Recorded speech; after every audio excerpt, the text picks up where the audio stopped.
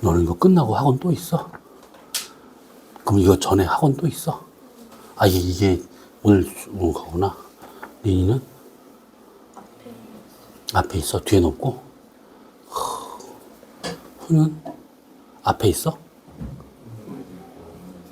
이게 무슨 말이야? 학원 지 마음대로 수업하는 건 아닐 거 아니야. 아, 과외야? 그럼 뒤에는 수업 있어? 형준이는?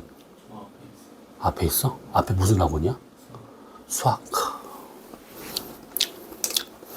다들 힘겹게 산다, 진짜. 그렇지. 맞아.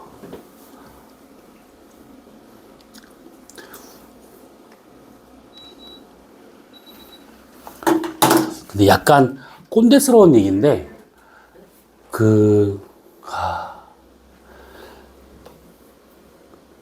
지금이 가성비가 제일 좋을 때야.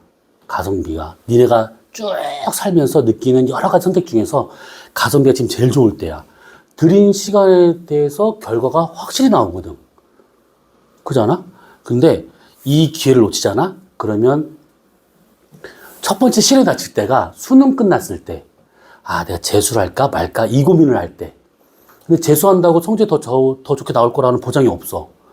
그리고 그때 보면 알겠지만 공부를 정말 뒤지게 해. 여기 지금 이게 출퇴근이 아니지. 니네 뭐지? 아, 등하원을 이렇게 하듯이 하는 게 아니고 갇혀 있잖아. 뭐 기숙학원 같은 데 갇혀 있어. 그래서 막 갇혀 있어가지고 깨워주고 밥 먹여주고 공부시키고 또 깨워주고 밥 먹여주고 계속 이걸 반복하는 거야. 1년 내내. 나도 지금 기숙학원에 수업을 하고 있지만 걔들 보면 정말 불쌍해. 미쳐버릴 것 같아. 아주. 근데 그것도 가성비가 좋을 때야. 그나마.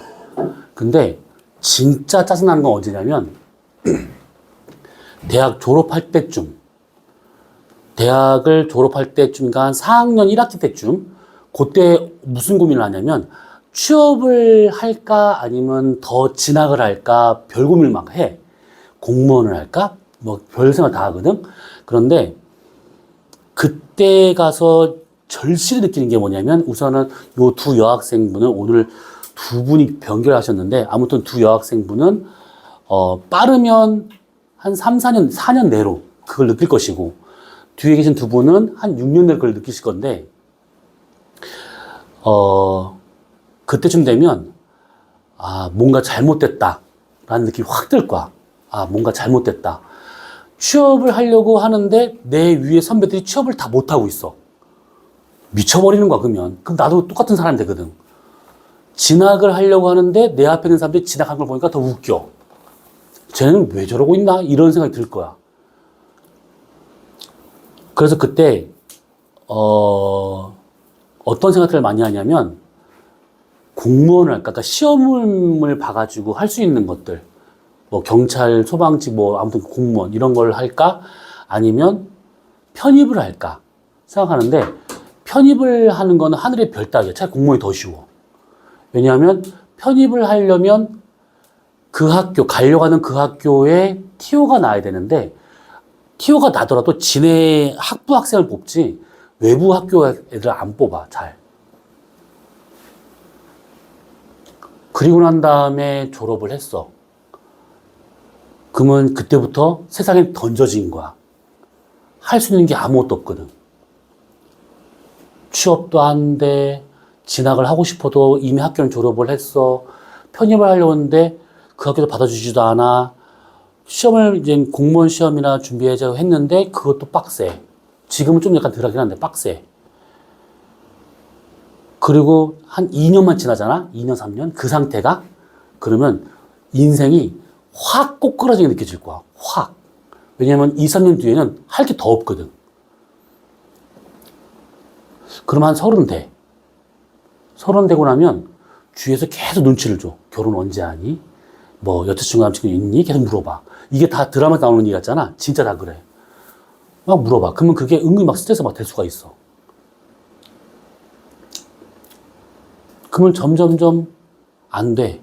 알바를 구하고 싶어도 나이가 있으니까 안 구해져. 20대야 뭐 편의점도 하고 뭐 커피숍도 하고 뭐 이거 하는데 30 넘어가면 알바도 잘 안 써줘, 그거. 아니, 내가 부려먹어야 될 사람인데 나보다 나이가 많으면 못 부려먹지. 불편해서. 안 뽑아. 점점 궁핍한 생활이 되지. 중3인데 이런 얘기 하기엔 너무 까마득하지. 근데 시간 금방이다. 니네 초등학교 졸업하고 중학교 들어온 지 얼마 안 된 것 같은데 벌써 졸업해가지고 이걸 배우고 있어, 지금. 근데 고등학교가 길 것 같지? 되게 짧아. 그거, 니네 때는 더 힘겨운 상황이라서 1학년 때부터 생기부 관리를 잘 못한다? 그러면 점점점 니네가 갈 수 있는 폭이 점점점 좁아질 거야, 이렇게. 아휴. 안타까운 현실이긴 하지만 우리나라 사회에서는 어쩔 수가 없어. 그 이마에 찍는 그 주홍 글씨가 너무 심해. 아, 얘는 어느 대학, 얘는 어느 지역, 얘는 어느 집안, 뭐 이런 것들이 너무 심해가지고 지금 잘 못 느끼겠지만 그것 때문에 와, 차별을 되게 많이 받아. 예전에 대치 모 학원에서 막 수업하고 있는데 한 40명 이렇게 앉아 있었거든. 막 수업하고 있는데 이제 몇 명이 졸았어. 뭐 어려운 우주를 막 설명하다 보니까 졸았어. 근데 잠깐 환기시킬 겸 이런 얘기 했었어.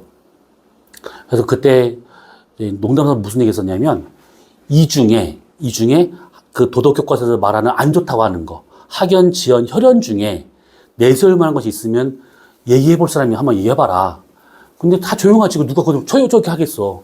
근데 학연, 고등학생이 무슨 학연이 뭐 있겠어. 그냥 옆에 있는 친구들밖에 없지. 그리고 지연, 아는 사람 중에 요거. 근데 아는 사람 중에 고등학생이 알아봤자 지 친구밖에 더 알겠어? 자기 부모님 뭐 친척밖에 모르잖아. 혈연 중에 그러면 있으면 얘기해봐라. 내가 인정하는 거 삼성가, 현대가, LG가 요런 데라면 내가 인정하겠다. 근데 갑자기 그 한 40명 앉아있는데 그때 내가 이런 얘기를 하면서 어떤 좀 안 좋은 얘기를 있었었는데 명박 씨 얘기를 막 했었어. 명박이 누군지 알지? 이명박 얘기를 막 했었거든. 이명박도 엄청나게 대통령 하면서 엄청 막 해먹었잖아. 막 해먹었어. 막 이명박 얘기를 하고 막 그냥 지구가 그냥 또 연결돼 많이 된 사람이야. 그 사람이 또. 그래서 막 이랬어. 막 파헤치가 했던 사람이기 때문에. 막 욕하고, 이런 얘기 또 하면서 이런 거 막 했는데 이 중에 니네가 전화 걸어서 뭐 이 사람들과 통화할 수 있는 사람 있으면 손 들어봐. 근데 손 아무도 안 들어. 근데 그때 40명이 갑자기 조용해지더니만 다들 뒤를 보는 거야. 하늘을 보는 거야. 그래갖고, 뭐지? 했는데 그 애가 누구냐면 명박이 손자야. 명박이가 큰아버지인 거야. 큰할아버지. 그래가지고 순간 30분을 큰할아버지를 욕을 했는데 계속 욕을 했는데 걔는 그거 듣고만 있었던 것이지. 그치, 뭐라고 말할 수 없었겠지. 한참 수사받고 있을 때였거든. 아무튼 너네 집안에 혹시 없지? 갑자기 뭐 이런 거 없지? 뭐 제가 이재용 씨 뭐 이런 거 아니지? 그래요. 근데 그런 학연, 지연, 혈연이 없으면 독고다이야. 독에 청청해야 돼. 아유, 괜히 헛소리 했다. 자, 우리 문제를 몇 개만 보도록 하자. 자, 2번 문제를 먼저 봐봐. 아까 우리가 그랬던 그래프인데, 아까 그랬던 그래프는 뭐냐면, 여기를 반 잘라가지고 여기만 본 거야. 여기만. 그래서, 여기는 친절하게 태양 복사 에너지, 지구 복사 에너지가 쓰여 있는데, 보통 문제에서 안 주어져. 이게 A, 이게 B라고 되어 있는 거야. 그래서, 위도가 나와 있으면, 많은 게 A, 그 다음에, B가 여기 있으면 안 되지. 이게 B. 이렇게 할 수 있는 것들이고, 만약에 이게 위도도 안 나왔고, A, B만 나왔어. 그럼 뭘 보고 판단하는 거냐면, 위도에 따른 차이가 크면 태양 복사 에너지, 위도별 차이가 작으면 지구 복사 에너지, 이런 식으로 구분하는 거야. 자, 그래서 이런 식으로 했었을 때, 자, 기억을 보시게 되면 지구가 구형이기 때문에 불균이 일어난다. 당연한 얘기지. 태양 복사 에너지 때문에 그렇다는 얘기야. 그다음에 고위도로 갈수록 단위 면적, 지면이 받는 단위 면적 받는 에너지량이 적어지고 있다. 그래서 이게 쭉 떨어지는 중이지. 이렇게 고도가 작아지기 때문이다. 이렇게 설명할 수도 있어. 그 다음에 태풍과 같은 경우 아까 예를 들었었는데 남는 에너지를 고유로 운반하는 여러 가지 메커니즘 중에 하나가 태풍이다가 되는 것이니까 이것도 맞는 게 되는 것이지. 그러면 답은 기억, 니은, 디귿 5번이다 라고 보면 돼요. 그 다음에 뭐 기타 다른 문제 갖다 치고 우리 9번을 좀 보죠. 9번. 자, 9번을 보게 되면 물수지가 나와. 그 문제에서 수지라는 말 나오잖아. 그러면 수입과 지출이라고 생각하면 돼. 수입과 지출, 들어오고 나가는 거. 그래서 이 두 개가 똑같아야 된다. 그래서 그 물수지 평형이란 말 쓰는 거야. 자, 그러면 지금 바다 입장에서는 대기에서 들어오는 강수와 그다음에 육지에 들어오고 있는 하천수와 지하수를 합친 거. 이거랑 합친 게 바다가 먹은 양이고, 그럼 바다가 나가는 증발량이 이거 더한 거랑 같아야 될 것이고, 대기 마찬가지야. 여기서 온 거, 여기서 온 거, 요거 합친 게 대기가 먹은 양. 아무튼 그런 식으로 따지면 되는 거야. 자, 그러면 기억. A 과정에서 물은 생물권에서 기권으로 이동하고 있다. 됐는데 지금 식물의 증산작용이니까 생물에서 기권 넘어가고 있는 거 맞겠고, 그 다음에 B에서 물이 열을 흡수한다. B가 된다고 그러면 얘가 지금 물이 증발하는 것인데 액체에서 기체 넘어갈 때는 열을 먹어야 얘가 기화할 수 있는 것들이니까 열을 흡수한다라고 보면 돼. 반대는 열을 방출하는 것들이지. CD 과정에서 지형 변화 일어난다. 그러니까 하천수나 지하수 때문에 이렇게 땅 위로 흐르게 된다고 그러면 땅의 모양이 바뀔 수 있다. 이 얘기지. 그래서 이것도 맞는 게 되는 것들이야. 그래서 답은 기억, 니은, 디귿 이렇게 될 수 있다는 얘기지. 이런 거라든지 아니면 우리 한 가지만 더 보고 넘어가자.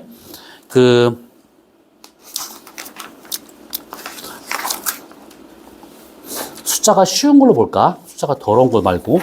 쉬운 게 없네. 자, 15번을 보자. 15번은 아까 이제 말하지 않았던 것인데, 그래도 같이 한번 보자. 자, 물 순환의 연간 이동량을 이렇게 표현하고 있는 것들이래. 그러면 지금 대기가 먹은 양은 결국 육지에 증발된 거랑 바다에 증발된 거랑 요거 합쳐가지고 124가 될 거라는 얘기지. 요게. 그리고 이 124 중에서 98과 26으로 해서 다시 육지와 바다 떨어지는 것이고, 그 다음에 바다가 먹은 양은 집에서 온 거 14와 그 다음에 여기서 떨어진 강수 98 더한 것들이야. 그럼 얘는 지금 112가 된다. 이런 식으로. 자, 그러면 이런 식으로 이제 숫자를 넣고 난 다음에 한번 이제 보면, 자, 가의 값은 124가 될 것이다. 그렇지. 그 다음에 증발량과 강수량은 같아야 되는 거야. 그래야지만 물 수지가 맞는 거 있는 것들이니까. 해양에서 물의 양은 일정히 유지되고 있다. 해양에서 만약에 들어오고 나간 양이 뭔가 불균형이 생기잖아? 그러면 이 바닷물의 높낮이가 달라져 버리게 돼. 근데 지금 상황에서는 좀 미시적인 관점에 본다고 그러면 거의 일정이 유지된다라고 볼 수가 있는 것들이야. 물론 뒤쪽에서 기후변화 단원이 있기 때문에 더 하겠지만, 빙하기나 간빙기와 같은 그런 기후변화 생기잖아? 그러면 해수량의 변화 생기면서 이 높낮이가 달라질 수는 있어. 장기적인 관점에 본다면. 물순환 태양복사 에너지 맞지? 지구온난화 재는하면 물의 양은 증가한다. 그렇지 않아. 그러니까 지구가 암만 더워진다 하더라도 지구 전체에 있는 물의 양은 똑같은데, 다만 여기에 있는 양이 더 늘어날 수는 있어. 대기에 있는 양이 더 늘어나. 그리고 뒤에서 하겠지만 수증기는 대표적인 온실기체야. 수증기가 많아진다는 것은 그만큼 더 더워진다는 얘기야. 그래서 지구온난화가 진행되면 수증기량이 더 많아지게 되고 더 더워진다. 이렇게 이해할 수 있는 것들이지. 자, 그 다음에 18번 요거 하나만 보고 진도를 나가도록 합시다. 자, 지구 시스템의 탄소 순환을 말하고 있는 것들이래. 그래서 뭐 여러 가지 과정이 쭉 나온 게 있어. 자, 그러면 기억. 산림 파괴는 이 과정이다. 이면 지금 요거인데, 산림 파괴가 이산탄소가 얘를 먹는 건 광합성이니까 그게 아니지. 그래서 이건 틀렸어. 그 다음에 A, B 과정, A와 B 과정이 했었을 때, 그러니까 화석연료 가는 것들, 석탄, 석유와 같은 걸로 존재하게 된다. 그렇지. 그러니까 식물이나 동물과 같은 것들이 땅에 묻혀버리게 되면 석탄, 석유, 천연가스와 같은 지하 자원이 될 수 있다는 거야. 그 다음에 온난화가 되는 원인과 밀접한 관련인 것은 D 과정이다. D가 뭐냐면 화석연료를 태워서 이산탄소량을 증가시키는 거니까 이것도 맞겠지. 그러면 답은 니은과 D가 두 가지가 되고 있다는 거. 자, 다음 주에 요거를 이제 풀어오시면 되는데, 이게 지금 뭐냐면 두 개로 되어 있어. 하나는 뭐냐면 방금 얘기했던 어떤 물질 순환에 대한 거하고, 그 다음에 하나는 판구조론이 있는데, 판 구조로는 아마 오늘 하다가 다 못해. 그러니까 판 구조로는 풀지 말고 앞에 있는 것까지만 풀면 되는데 그게 몇 번까지냐면 아마 50번까지일 거야. 50번까지만 다음 주 숙제를 해오시면 돼요. 51번부터 나머지는 그 다음 주 숙제야. 자, 그러면 우리는 이제 교재를 보도록 합시다.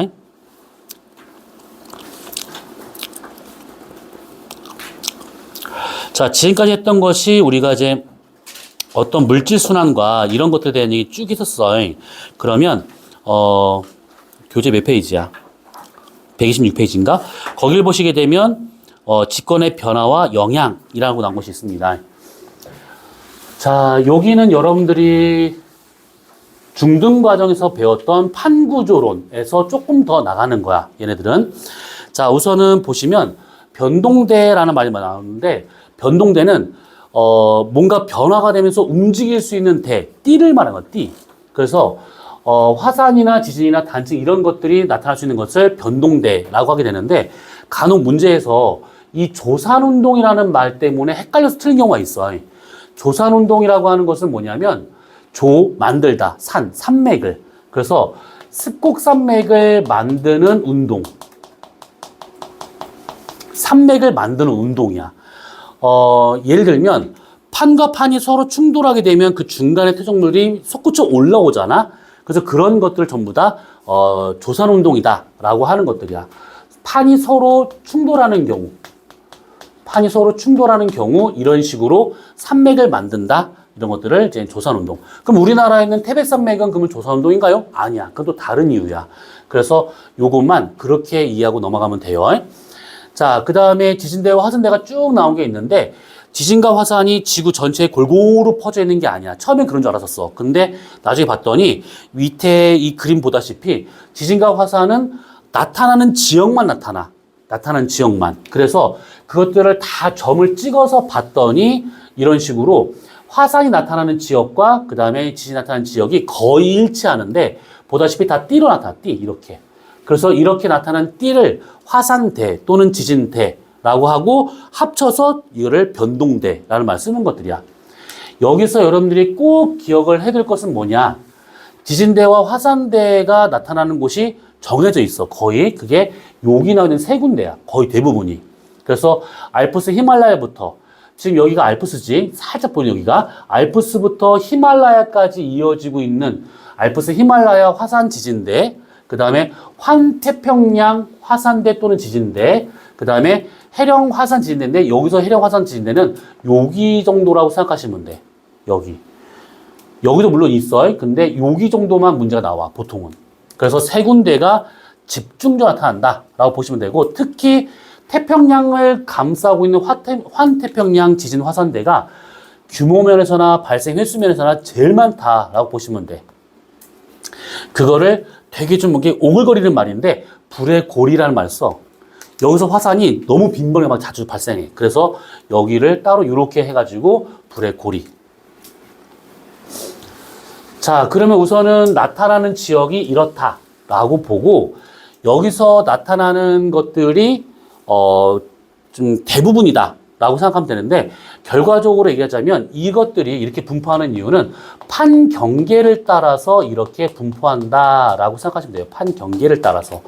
그게 충돌하든 이게 벌어지든 어긋나든 판 경계를 따라서 나타난다가 되는데, 잘 보면 판이 아닌 곳, 그러니까 판 경계가 아닌 곳에 나타나는 경우도 있어. 어디? 요런 데들.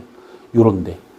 이렇게 판 중앙에서 이런 일이 나타나는 경우가 있거든. 이런 것들은 따로 판 경계가 아닌 열점이라 해가지고 다른 지역이야. 이거는 열점, 뜨거운 지점, 핫스팟. 그래서 요것도 그냥 이건 별개로 알고 있으면 될 것 같고, 중요한 것은 판 경계를 따라서 지진과 화산이 분포한다 라고 하는 것으로 알고 있으면 돼요.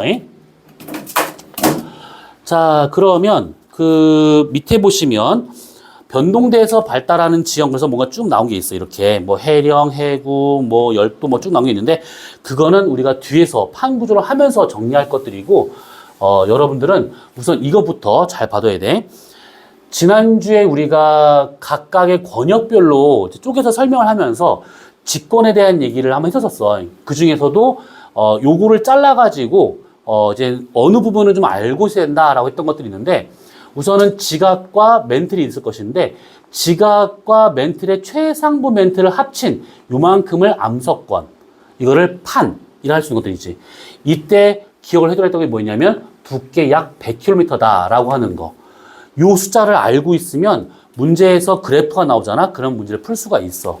숫자를 모르면 전혀 이게 무슨 말인지 모를 수 있으니까 숫자 정도는 기억하고 있어야 돼.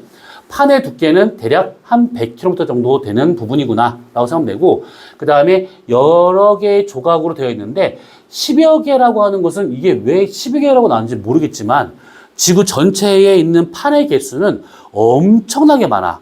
큰 것도 있긴 하겠지만 작은 부스러기 다 포함하면 80여 개로 구성되어 있어. 되게 많아.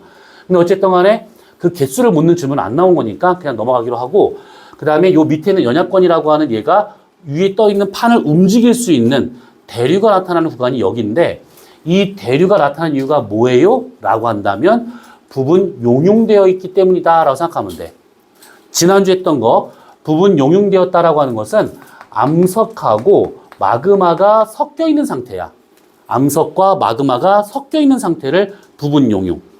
다 싹 다 녹았어. 그러면 완전 용융. 이런 식으로 표현할 수 있다는 것이지. 자, 그래서 우선은 판과 밑에 연약권의 관계를 이렇게 좀 보면 될 것 같고, 밑에 보시면 대륙판과 해양판의 어떤 그런 것들이 쭉 나오겠는데, 이거는 문제 나올 만한 거리가 안 돼. 이거는 그냥 빼고, 그 다음에 판 구조로 나오겠는데, 자, 이 지도는 여러분들이 이제는 꼭 알고 있어야 돼.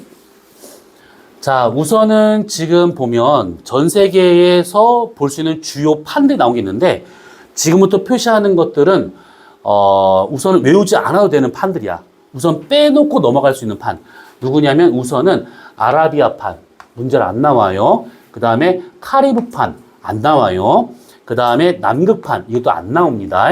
이 세 가지 판과 그 다음에 필리핀판은 약간 나올 때도 있고 안 나올 때도 있으니까 이거 세모 정도로 치자. 그리고 나머지 판은 좀 알고 있어야 돼. 나머지 판은. 그리고 인도판, 호주판 구분해놨는데 사실 이거 한 개 판이야, 이거. 한 개 판. 그래서 인도, 호주판이란 말 써. 요게 연결되어 있는 한 개 판이야. 이거 까만색 띠 이거 지웠으면 좋겠는데 안 지워지네. 아무튼. 그래서 인도와 호주가 한 개 판으로 되어 있다. 이렇게 이해하시면 돼. 자, 그리고 여기서 지금 이 나머지 판들을 여러분들이 딱 보면 알다시피 북미판, 북아메리카에 있는 거야. 유라시아판, 유라시아에 있는 거야. 그러니까 그 지역 이름을 딴 거기 때문에 판의 이름을 굳이 안 외워도 알 수 있는 지역들인데, 특히 여기서 여러분들이 꼭 기억할 거 어디냐면 필리핀판, 태평양판, 나스카판, 이 세 가지는 해양판이다라고 하는 걸 알고 있어야 돼. 해양판. 나머지는 보다시피 대륙과 해양이 붙어 있는 판인데, 요 세 가지만큼은 순수하게 해양판, 그러니까 현무암으로 되어 있는 해양판이다라고 이해하면 되는 거야. 문제 나왔었을 때는. 필리핀판, 태평양판, 나스카판. 딱 세 가지. 나머지는요, 대륙이니 해양이니 이거 안 물어봐. 그런데 이 세 가지는 해양판이라는 것을 알아야 돼. 아, 코코스판. 이것도 문제 안 나와. 그리고 이 판의 모양을 딱 보면 알겠지만, 해양판은 순수하게 해양판으로만 존재해. 현무암으로만. 근데 대륙판이다 라고 했었을 때 보면 북아메리카판이 여기에 지금 대륙이잖아요. 여기가 지금 이렇게. 근데 일부 해양 지각을 포함하고 있어. 그래서 북아메리카판이 어디까지예요? 라고 하면 진짜 북아메리카만 말하는 것이 아니라 요 판 경계를 기준으로 해서 여기까지다 라고 보면 되는 거야. 물론 북미판이 쭉 보면 쭉 해서 여기까지 연결돼 있어. 여기까지. 정말 커, 북미판은. 그 여기 지금 약간 이게 틈이 지금 없는, 틈이 있는데, 여기를 이렇게 싹 그어, 이렇게. 싹 긋고, 남미판, 북미판 구분하면 돼. 남미판도 마찬가지야. 여기까지가 화강암으로 되어 있는 대륙판이라 친다고 그러면, 일부가 이렇게 해양판과 붙어 있는 상태야.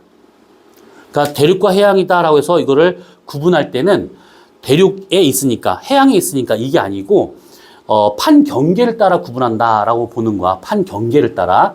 그래서 남미판도 잘 보시면 판 경계가 여기까지 친다 그러면 여기까지가 이게 남미판이야. 여기까지가. 요것만 남미가 아니고 여기까지 판 경계를 따라 가지고 여기가 남미판이다라고 하는 거야.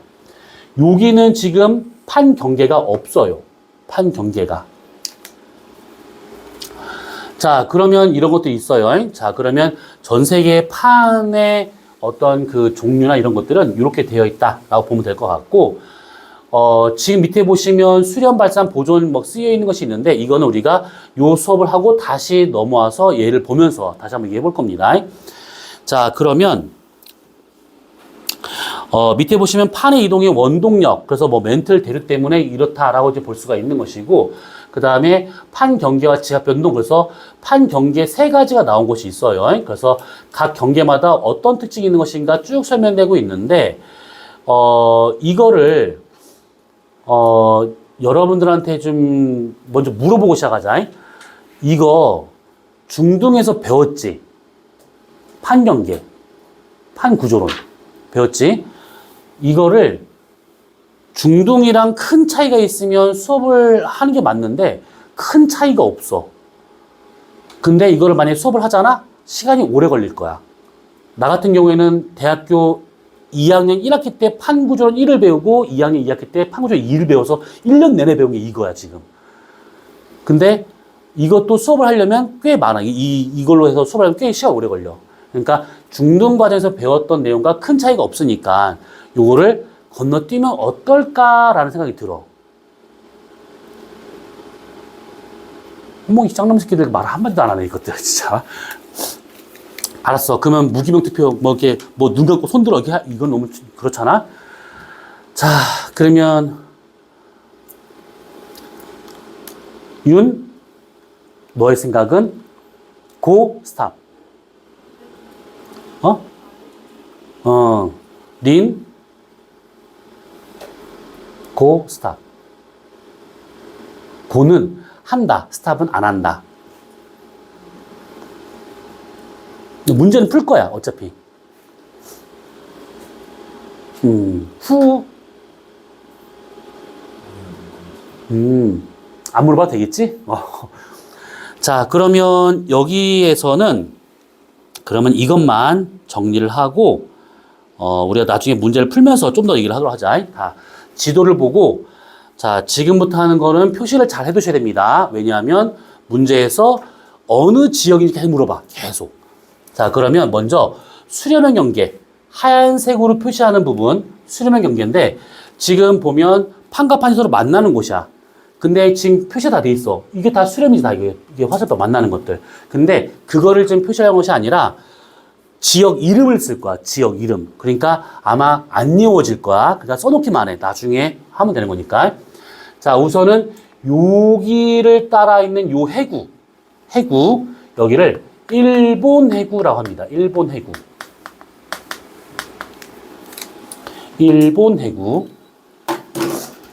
그 다음에 해안과 해양이 만나서 생기는 여기 있는 요 해구. 이게 많이 들어봤을 마리아나 해구.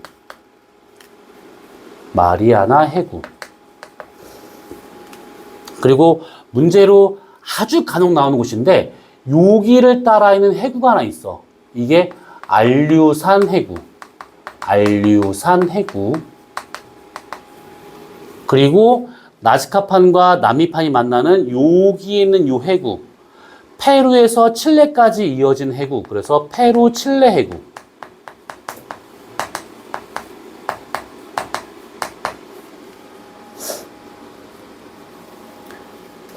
자, 그리고 판과 판이 서로 이제 수렴을 하게 되면 해구도 나오긴 하겠지만 호상열도가 나오는 경우가 있어.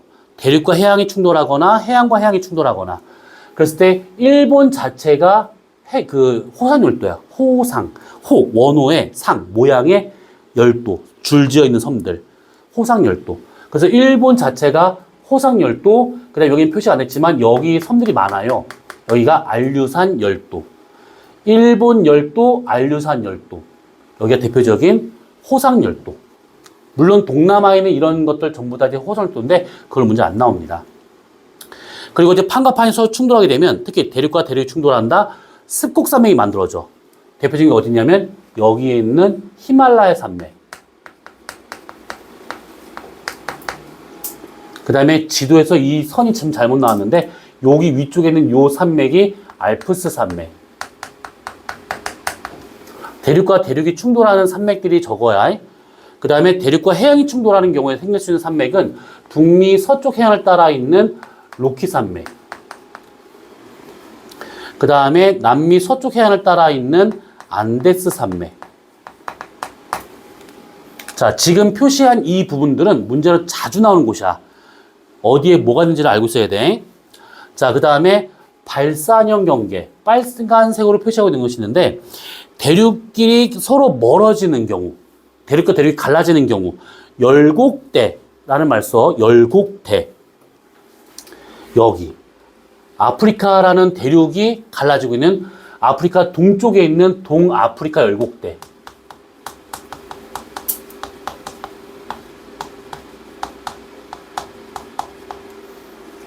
여기 있는 요 큰 섬, 이거 이름 뭘까요?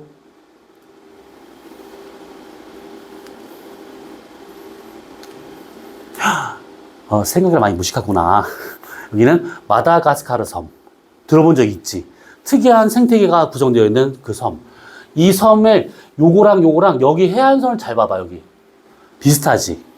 이게 뭐냐면 원래 요 섬도 여기 붙어 있다가 떨어 나온 섬이 요 섬이야. 지금 이 동아프리카 열곡대를 기준으로 해가지고 여기 있는 이쪽의 땅이 떨어져 나오는 중이야. 그래서 언젠가는 얘보다 더 큰 섬이 여기 나오게 될 거야, 여기. 아무튼 동아프리카 열곡대, 대륙과 대륙이 벌어지는 곳. 그 다음에 해양과 해양이 벌어지는 곳. 어디냐면 여기 그린란드 앞에 있는 조그만 섬, 이게 아이슬란드인데 아이슬란드를 지나면서 대서양을 종단하고 있는 이거 해령인데 그냥 해령이 아니라 대서양 가운데 있다라고 해서 대서양 중앙해령. 그리고 태평양판과 나즈카판이 서로 좀 벌어지고 있는 여기는 요 해령. 여기는 요 해령. 이것을 태평양의 동쪽에 있다라고 해서 동태평양 해령.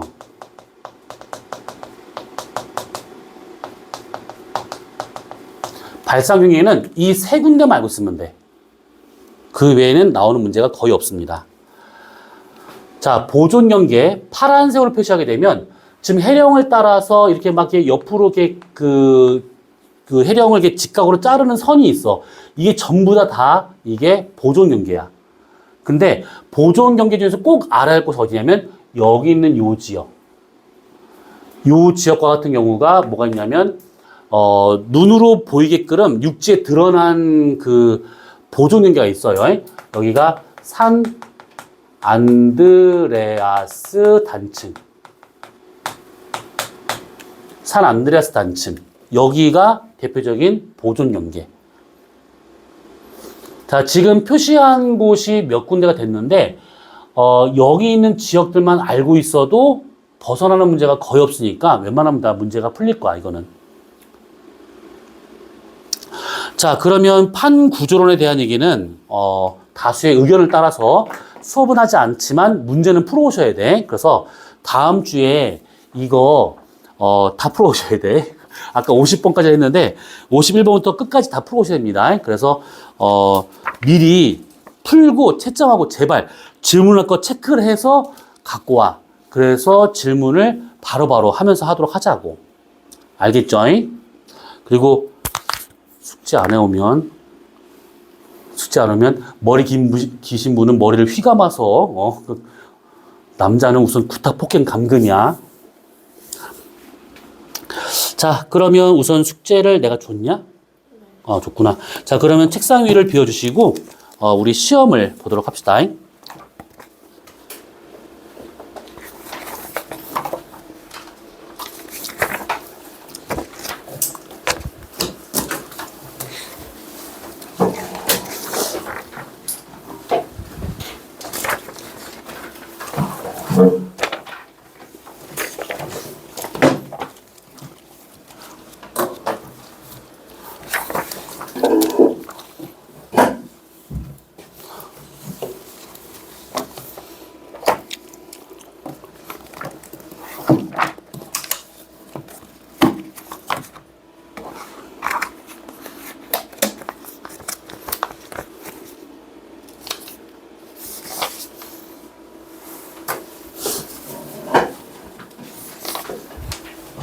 빈,